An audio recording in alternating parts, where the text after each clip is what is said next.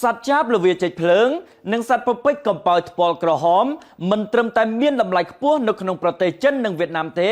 តែជាសត្វស្លាបព្រៃដែលមានភាពទាក់ទាញបំផុតនៅអាស៊ីអាគ្នេយ៍ពេលនេះអ្នកជំនាញលេងសត្វស្លាបព្រៃកម្ពុជាម្នាក់បានបង្ហើបប្រាប់ថាសត្វចាបលវាចេញភ្លើងនិងសត្វពពេចកំពើថ្ពាល់ក្រហមមិនត្រឹមតែមានតម្លៃខ្ពស់នៅលើទីផ្សារប្រទេសវៀតណាមនិងចិនប៉ុណ្ណោះទេប៉ុន្តែជាសត្វស្លាបព្រៃដែលមានការពេញនិយមលេងទូទាំងតំបន់អាស៊ីអាគ្នេយ៍ខណៈតម្លៃសត្វស្លាបដែលមានផែនល្អគឺអាចហក់ដល់$10,000ក្នុងមួយក្បាលឯណោះសត្វស្លាបព្រៃដែលមានរូបឆោមឡោមពណ៌ល្អស្រស់និងមានសម្លេងពីរោះដូចជាសត្វលលោកសេកសារិកាកែវជាពិសេសសត្វចាបលវាចេញភ្លើងនិងសត្វពពេចកំពើថ្ពាល់ក្រហមសម្រាប់ឈ្មួញវៀតណាមគេដើរប្រមូលទិញសត្វស្លាបព្រៃកម្ពុជាគ្រប់ប្រភេទទាំងអស់ឲ្យតែពួកសត្វស្លាបព្រៃណាចេះហួចចេះច្រៀងឬយំមានសម្លេងពីរោះពួកគេទទួលទិញក្នុងតម្លៃខ្ពស់ប្រសិនបើសត្វស្លាបនោះមានផែនល្អផែនល្អ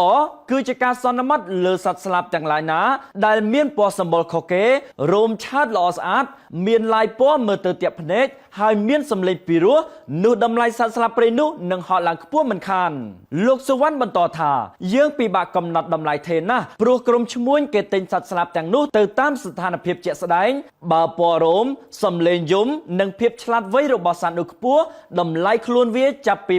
$500ដល់$1,000ក៏មានដែរនោះសម្រាប់ទីផ្សារនៅប្រទេសវៀតណាមនិងចិនប៉ុន្តែបើនៅប្រទេសម៉ាឡេស៊ីប្រទេសចោលឈ្លានពានកម្ពុជាគឺថៃឥណ្ឌូនេស៊ីសិង្ហបុរីនិងភូមាសត្វចាបលវាចេញភ្លើងនិងសត្វពពេចកំពើថ្ពាល់ក្រហមអាចមានតម្លៃដល់ទៅ$10,000ក៏មានដែរព្រោះពួកវាមានភាពឆ្លាតវៃសម្លេងក៏ពីរោះនិងមានពណ៌រោមស្រស់ស្អាតជាងសត្វស្លាបព្រៃពូជនៅកម្ពុជាយើង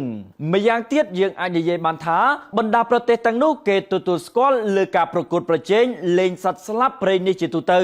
និងមានការនិយមចូលចិត្តលេងជាខ្លាំងពីសំណាក់អ្នកមានធនធានដែលបានយកសត្វស្លាបរបស់ពួកគេទៅប្រកួតប្រជែងគ្នារហូតដល់មានកម្មវិធីប្រកួតប្រជែងដណ្ដើមចំណាត់ថ្នាក់គ្នាថែមទៀតផងលោកបន្ថែមថានៅបណ្ដាប្រទេសក្នុងតំបន់អាស៊ីអាគ្នេយ៍មួយចំនួនដូចជាសិង្ហបុរីម៉ាឡេស៊ីនិងឥណ្ឌូនេស៊ីការប្រកួតប្រជែងសម្លេងសត្វស្លាបព្រៃគឺជារឿងស្របច្បាប់រដ្ឋាភិបាលប្រទេសទាំងនោះរៀបចំឲ្យមានការប្រកួតជាលក្ខណៈដណ្ដើមពានរង្វាន់ប្រចាំប្រទេសនិងប្រចាំតំបន់របស់ពួកគេអីចឹងហើយបានជាសត្វចាបលវាចេញភ្លើងនិងសត្វពពេចកំពើថ្ពាល់ក្រហមមានតម្លៃខ្ពស់ខ្លាំងនៅទីនោះចំណែកនៅប្រទេសកម្ពុជាយើងវិញមានតែអ្នកស្រឡាញ់ចូលចិត្តប៉ុណ្ណោះដែលបានទិញពួកវាពីអ្នកដើរចាប់យកមកចិញ្ចឹមលេងនៅតាមផ្ទះគ្មានការប្រកួតប្រជែងអ្វីឡើយហើយអ្នកខ្លះទៀតចង់អភិរក្សសត្វស្លាបព្រៃទាំងនោះផងដែរព្រោះថាបច្ចុប្បន្នមានក្រុមអ្នកដើរតាក់យកសត្វស្លាបព្រៃទាំងនោះទៅលក់នៅប្រទេសវៀតណាមមួយថ្ងៃរាប់រយក្បាលឯណោះពួកគេបានយកសត្វធ្នាក់ដែលពួកគេចាប់បានយកទៅ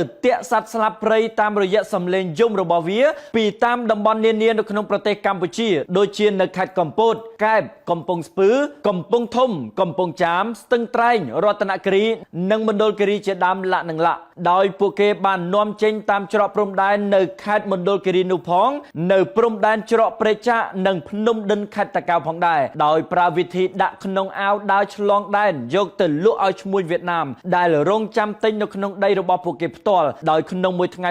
ក្រុមព្រានធ្នាក់ខ្មែរលក់ចេញប្រមាណពី400ទៅ500ក្បាលឯណោះយ៉ាងណាលោកសុវណ្ណក៏បានអំពាវនាវដល់បងប្អូនជាព្រានធ្នាក់សត្វស្លាបព្រៃទាំងពីរប្រភេទនេះដែលបាននាំយកទៅលក់នៅប្រទេសវៀតណាមសូមគិតគូរដល់ការផុតពូជនៃសត្វស្លាបព្រៃរបស់យើងផងព្រោះបើចាប់លក់ខ្លាំងបែបនេះមិនយូរទេសត្វស្លាបព្រៃទាំងពីរប្រភេទដែលកំពុងមានទីផ្សារខ្ពស់នៅប្រទេសវៀតណាមនឹងផុតពូជពីប្រទេសកម្ពុជាមិនខានឡើយ